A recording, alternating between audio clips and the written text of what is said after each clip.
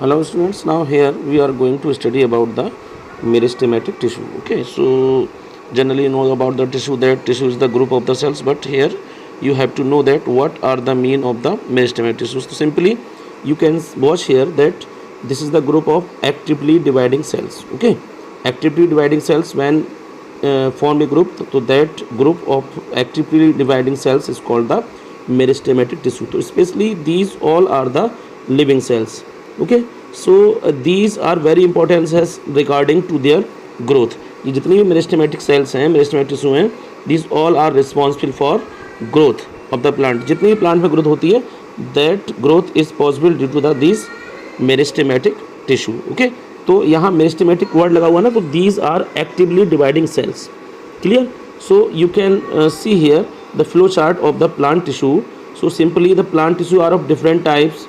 Like you can see, simply mainly they are dividing in two types, meristematic tissue and the permanent tissue. Clear?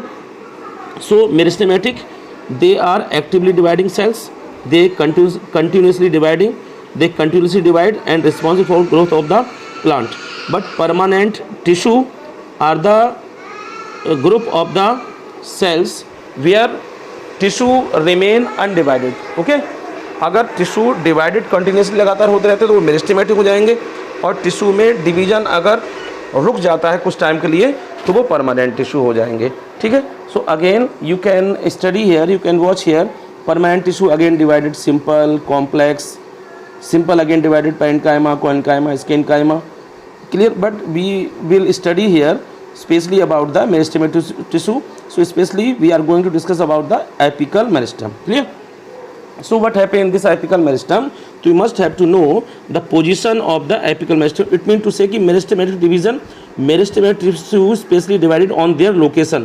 So when the meristematic tissue are present at apices, at end either of root or stem. Clear? So especially apical meristem, especially located at tip of the stem. If tip of the stem have the meristematic cells, so that tissue is called the apical meristem. When root tip have the meristematic tissue, so on the basis of their location, when the meristematic tissue are present at tip of root, those are called root apical meristem.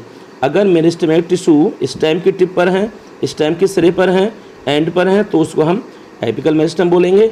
अगर meristematic tissue root के tip पर हैं, root के and या सिरे पर हैं, तो उसको हम रूट एपिकल मेरिस्टम बोलेंगे.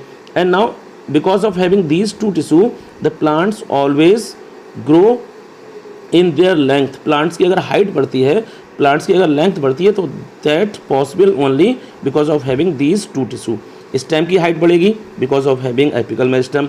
root की height बढ़ेगी soil के नीचे, soil में down side अगर root move करेगी, that is due to the root apical meristem. तो these two tissue are responsible specially for their elongation, for their height, for their growth. Specially root की growth हो रही है, that is due to the root apical meristem. Specially stem की growth हो रही है, that is due to the shoot apical meristem. Is that clear? तो this is all about the apical meristem. Apical meristem की यहाँ एपाइसिस पर है. अगर रूट के एपाइसिस पर है, रूट के सिरे पर, तो रूट एपिकल मेरिस्टम. अगर स्टेम के सिरे पर, तो stem apical meristem. Now you can watch here, this is the anatomical, this is the structural detail of the shoot apical meristem. Clear? ये यहाँ पर सेल्स के बारे में आपको शो किया गया है कि how the cells look like, how the cells size appear in their anatomy. तो specially meristematic tissue are thin walled, lack of the vacuoles and having the dense cytoplasm. जितने भी मेरिस्टेमेटिक टिश्यू हैं वो cell wall उनकी thin होगी, उसमें बहुत ज़्यादा डेंस साइटोप्लाज्म होगा, साइटोप्लाज्म की अमाउंट बहुत ज़्यादा होगी, न्यूक्लियस भी होगा, but they always lack of the vacuoles. Okay, so these all are the cell organelles. क्योंकि सेल के अंदर ही बहुत सारी चीज़ें होती हैं ना, तो सेल के अंदर जो ऑर्गन्स होते हैं, those are called cell organelles. तो स्पेशली यहाँ पर वैक्यूल्स नहीं होंगे, बट साइटोप्लाज्म बहुत ज़्यादा होगा, न्यूक्लियस भी होगा. Clear? And the cell wall is thin, and the special characters of this meristematic tissue is they continuously divide. That's why they are called the meristematic tissue. Now this next tissue is the lateral meristem. Clear? So as name indicate here, lateral meristem. So on the basis of their location, when the meristematic tissue located just on lateral side, just on peripheral side, अगर stem में या root में lateral side में अगर कोई भी meristematic tissue होगा तो वहाँ पर उसे हम लेटरल मेरिस्टम बोलेंगे। ध्यान रखिए इस चीज़ का। एपिकल मेरिस्टम हमने तब कहा था जब वो रूट या स्टेम के सिरों पर था, एंड पर था। लेकिन जब अगर यही मेरिस्टेमेटिक टिश्यू लेटरल साइड में प्रेजेंट होगा, पेरिफेरल साइड में प्रेजेंट होगा रूट और स्टेम के, तो that meristematic tissue is called lateral meristem. Specially this is responsible for the lateral growth. It means they are responsible for increasing their diameter. अगर root का size बढ़ रहा है, रूट की मोटाई बढ़ रही है, रूट स्टेम की मोटाई बढ़ रही है, तो that is due to the presence and functions of the lateral meristem. Lateral meristem की वजह से क्या होगा, रूट और स्टेम की मोटाई बढ़ती है।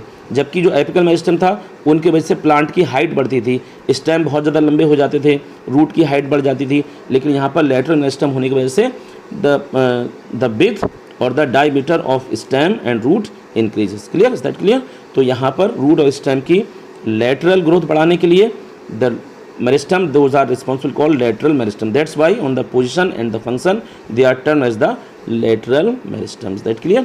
तो यहाँ पर ये lateral meristem के बारे में है। Next you can see again like यहाँ पर हम जो भी स्ट्रक्चर सभी देख रहे हैं ना, like you can watch easily vascular bundles, vascular cambium, cork cambium and cork you can watch in this given diagram easily. तो these all things we will discuss in detail later in the next topic. Okay, तो यहाँ पर इन चीज़ों को discuss करने के लिए कोई मीनिंग नहीं है, ठीक है। तो यहाँ पर जो आपको याद रखना है वो लेटरल मेरिस्टम कहाँ होता है, एपिकल मेरिस्टम कहाँ हो सकता है, and how do they function. But these things we will have to discuss later in next topic. Okay, next thing you can watch again. Now you can watch here in this next diagram about the intercalary meristem. So next, the third type is the intercalary meristem. Is that clear? So intercalary meristem, what is about the intercalary meristem we have to discuss here. So in this intercalary meristem, so first we have to know here the location ki where they are located or present. So intercalary meristem, they are present at node, at internode and at the base of the leaves. तो you know very well already in morphology of flowering plants की nodes क्या हो सकते हैं, internode क्या हो सकते हैं। तो जहाँ पर सॉरी, जहाँ पर स्टेम में लीव्स प्रेजेंट होती हैं तो those places of arising leaves are called nodes. जहाँ पर लीव्स स्टेम में लगी होती हैं तो वो सारे प्लेसेस नोड्स होते हैं। And the distance between two leaves is called the internode. जबकि दो लीव्स के बीच का जो डिस्टेंस है या दो नोड्स के बीच का जो डिस्टेंस है that is called the internode. तो clear? तो these are located at the base of leaves or they are present at node and internode. And because of having this tissue, the length of these tissue, the length of these nodes and internodes increases. Okay.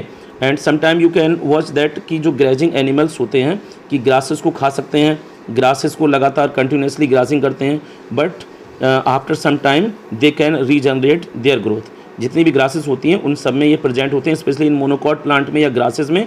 तो grasses एक बार grazing animals उनको खा लेते हैं या उनको finish कर देते हैं तो उनमें छोटा पार्ट भी अगर रह जाता है ग्रासेस का तो they can regenerate again. Y does it possible? Because of having this intercalary meristem. अगर कोई भी प्लांट है उसको हम कट कर दें, जैसे मान लिया लीव्स को हम कट कर दें, जैसे ग्रासिंग एनिमल्स लीव्स को खा लेते हैं या स्टेम को खा लेते हैं तो वो फिर से बढ़ जाते हैं। तो why does it possible? Because of having these intercalary meristem. तो specially in regarding to the grasses like the monocot you can watch here.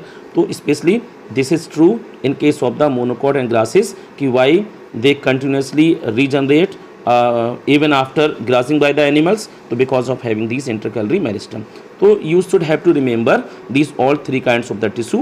Apical, they are located at apices, and intercalary, they are located at node internode, and lateral, they are located in lateral sides, and they are responsible for their